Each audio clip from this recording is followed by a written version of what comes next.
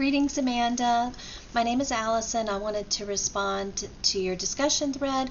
First of all, let me say it was very thought-provoking and excellent job. It was very personal, so thank you. And I have several points that I wanted to respond to, but since we're capped at 3 minutes, I'm just going to jump right in and see how far I get. You had mentioned the ACA Code of Ethics, of course, and you had mentioned also that any theology or spiritual difference can be combated with meeting a client where they're at. So I wanted to discuss a little bit about that.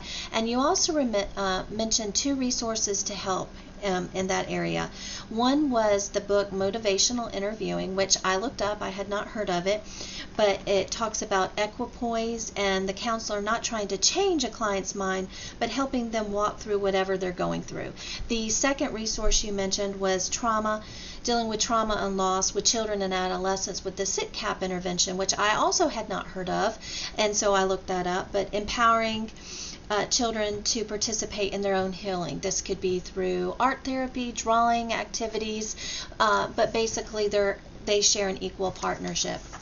That reminded me of when we read chapter 10 in our textbook with counseling theories, and so I turned back to it, and of course it discusses Alfred Adler and his approach, the Adlerian collaborative approach, but his approach, and this is on page 410 and 11 of our textbook, Introduction to Counseling, but it was a very collaborative and egalitarian relationship that Alfred Adler had with his clients, very relational in terms of the psychotherapy, and believed people had the power to change themselves. That's a direct quote from page 10. I wrote in the margins of my book when we read this, as mentioned with the Adlerian therapy, I personally believe that the collaborative and egalitarian relationship works best as clients know exactly where you are taking them.